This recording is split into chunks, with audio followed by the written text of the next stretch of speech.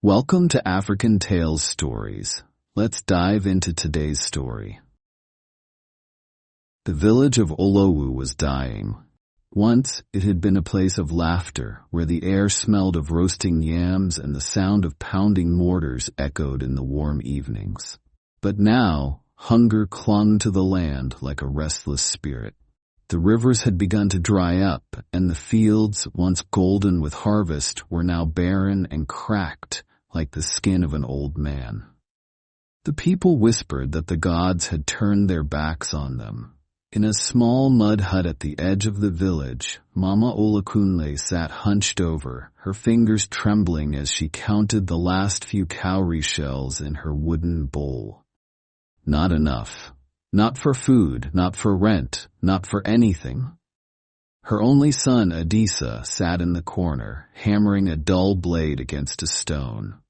The boy was only 17, but hardship had stolen the softness from his face. Adisa was strong, much like his late father, a man who had died too soon. But strength did not fill an empty stomach. Adisa, his mother called softly.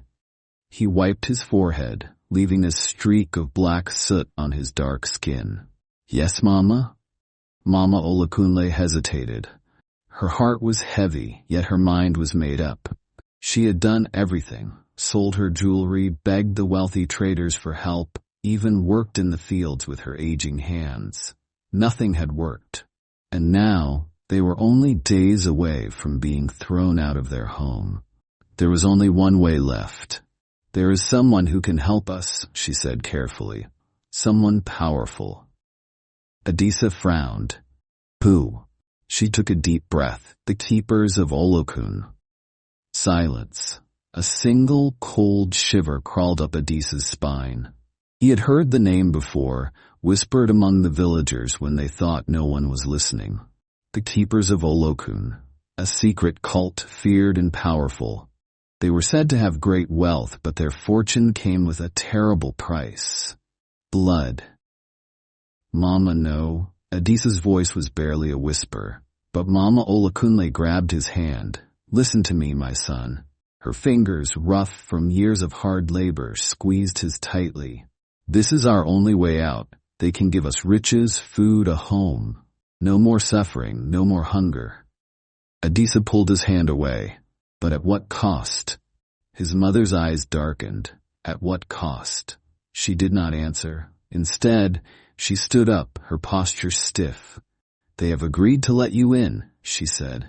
"Tonight, we go to the forest. You must not be afraid." Adisa's chest tightened. He could hear his heartbeat in his ears. "Mama, please don't do this." But Mama Olakunle had already turned away, gathering a dark cloth to wrap around her head. Her silence was louder than any argument. That night the sky was thick with clouds, hiding the moon. The villagers slept in their huts, unaware of the forbidden journey a mother and her son were about to take. Adisa followed his mother deep into the Obiran forest, where the trees stood tall and twisted like frozen spirits. The air smelled damp like something old and forgotten. Every step they took, the ground seemed to whisper beneath their feet. Then they saw them. Men in dark red robes stood in a circle, their faces hidden beneath heavy hoods.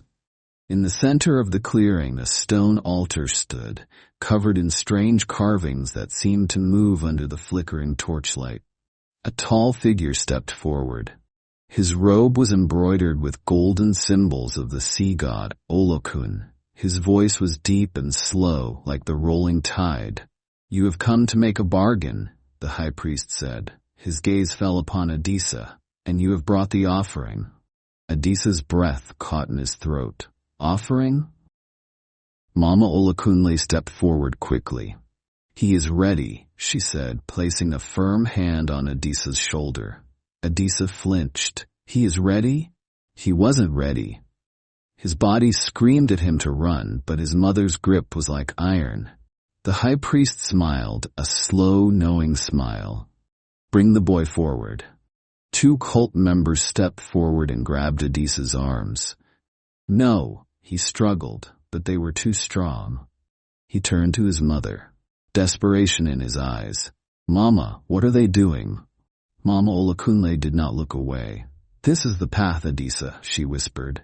The only path. His chest tightened with betrayal. The hands that once held him when he was sick, the voice that once sang him lullabies, they were giving him away. He was dragged to the altar and forced to kneel. The cold stone pressed against his skin. Do you swear your soul to Olokun? The high priest asked. Adisa was shaking. His heartbeat roared in his ears. I don't. A sharp knife was pressed against his palm. Swear, the priest commanded. Adisa looked at his mother one last time. Did she love him? Or had her hunger for survival turned her into something else? Mama Olakunle nodded once. Adisa squeezed his eyes shut. His lips trembled. I swear. The knife sliced across his palm. His blood dripped onto the altar. The ground beneath them shook. A deep, guttural whisper echoed through the forest. Something ancient had awakened. Adisa gasped, feeling an icy force seep into his skin.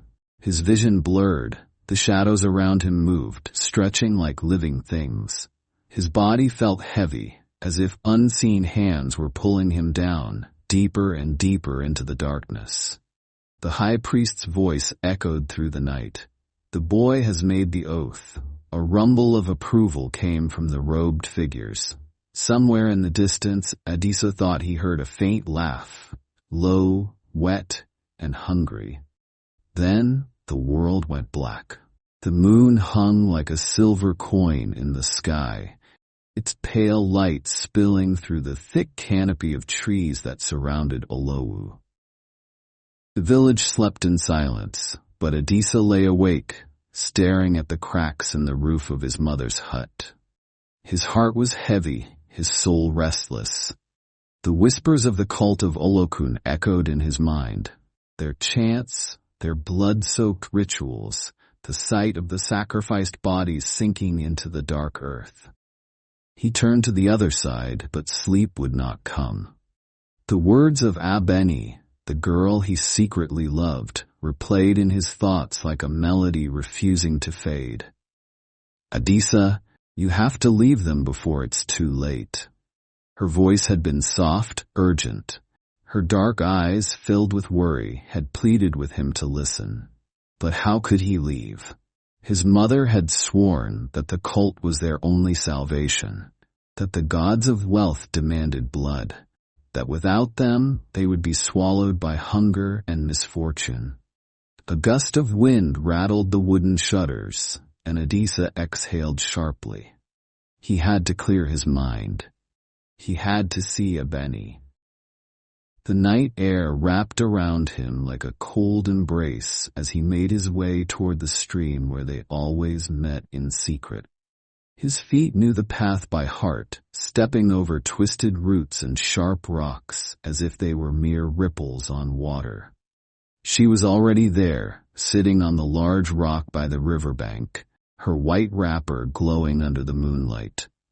The wind toyed with her braids, and when she turned at the sound of his footsteps, her smile was like the first light of dawn. You came, she whispered.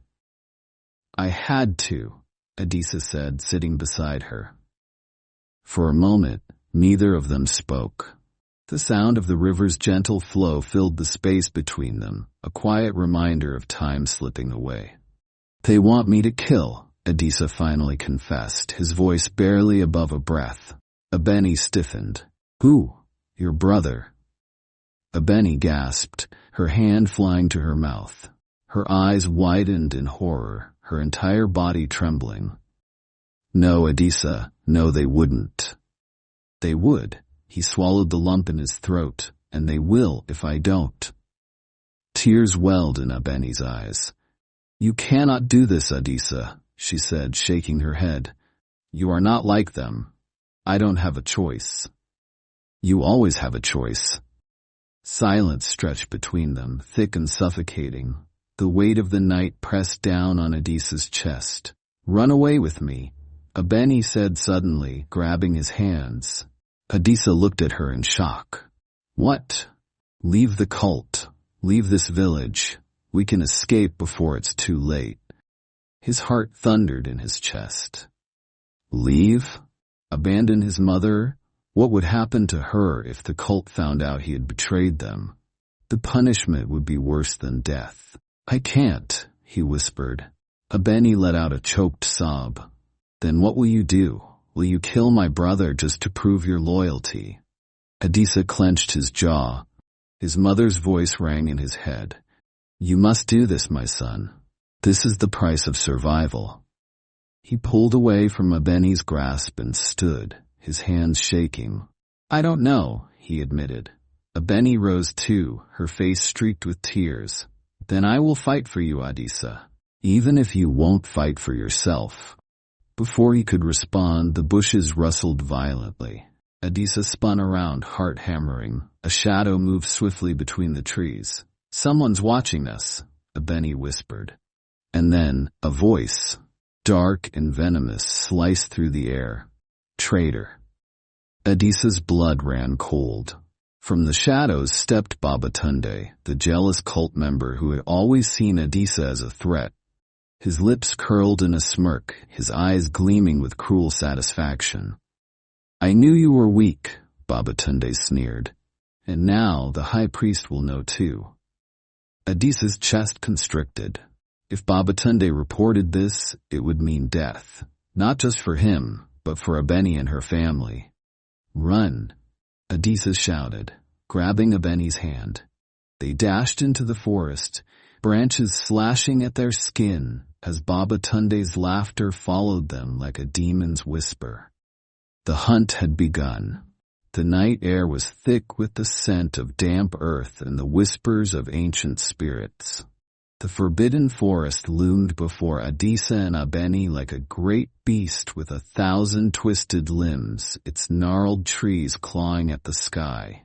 The villagers spoke of this place in hushed tones, calling it Igbo Arofin, the forest of no return. No one who entered ever came back unchanged. Adisa's heart pounded as he pulled Abeni behind him, their feet crunching against fallen leaves. Behind them, the distant sound of drumming and chanting carried through the wind. The cult was hunting them. If they were caught, there would be no mercy. "We have to keep moving," Abeni whispered, gripping his arm. "They will find us." Adisa nodded, swallowing his fear. Somewhere deep in this cursed forest, legend spoke of an ancient relic, one that held the power to break the blood oath. It was their only hope, but finding it meant facing the unknown. They walked deeper into the forest, where the air grew cold and heavy, thick with the weight of forgotten souls. Strange shadows danced in the moonlight, and eerie whispers slithered through the leaves. Abeni trembled, her fingers tightening around Adisa's wrist. Then suddenly, a clearing. In the center stood an ancient stone altar, covered in vines and cracked with age. The ground around it was littered with bones, human bones. Adisa stepped forward, his breath hitching. The relic lay atop the altar, a golden amulet shaped like an eye, its center glowing faintly. "This is it." But as he reached for it, a voice hissed from the shadows. "You cannot escape your fate." From the darkness stepped the high priest, his black robes billowing like storm clouds. Behind him, torches flared to life, revealing Mama Olakunle, her face twisted with sorrow. The cult had found them. Adisa's blood turned to ice. "Mother?" She stepped forward, eyes filled with desperate plea. "Adisa, my son, do not fight it. The gods have chosen you." Adisa's hands curled into fists. "No, I will not kill for them. I will not become a monster." The high priest's smile was cold as he stepped closer. "You already are, child. The moment you took the blood oath, you became one of us. There is only one way to break it. Your blood must be spilled. The torches flickered violently. The cult members moved in, circling him like vultures. Abeni gasped, clutching his hand, fear flashing in her eyes. Mama Olakunle fell to her knees before him, tears streaming down her face. Adisa, I did this for you. For us. Do you think we would have survived without them? The gods demand blood, and if it must be yours to save me, then. She stopped, her voice breaking. Adisa stared at her, his heart shattering. You would let them kill me? Her silence was answer enough. Rage and heartbreak clashed within him. He looked at Abeni, at the love in her eyes, the only pure thing left in his world. He turned back to the high priest and clutched the relic in his hand. If blood is what the gods want, Adisa whispered, then let them have it. The amulet blazed with light so bright it split the sky open. A howling wind erupted, swirling around them as the ground trembled. The cult members screamed as the power surged, knocking them back. The high priest's robes caught fire, his screams piercing the night. Mama Olakunle gasped, realization dawning on her face. No, it was never meant to be your blood. It was mine. Before Adisa could stop her, she grabbed the ritual dagger from the high priest's waist and plunged it into her own chest. Abeni screamed. Adisa caught his mother as she fell, her blood spilling onto the relic. The earth shook violently as the amulet absorbed the sacrifice, sending out a wave of energy that shattered the blood oath forever. The cult members collapsed, their eyes empty. The high priest's body crumbled into dust. The shrine behind them split in half, consumed by flames. Mama Olakunle coughed, reaching up to touch her son's face. Forgive me, I was blind. Tears blurred Adisa's vision as he cradled her. Mama, please, don't leave me. A weak smile crossed her lips. You are free now. And then she was gone. The morning sun rose over the ruins of the shrine. The cult was no more. The village of Olowu was free. Adisa and Abeni returned, forever changed. The boy who had once been trapped in darkness was now a man forged in pain, love, and sacrifice. Standing at his mother's grave, he made a vow. No more blood shall be spilled. The gods will no longer rule us with fear. Abeni took his hand, and together they stepped into a new dawn, free at last. Please subscribe, like, and comment. Thanks.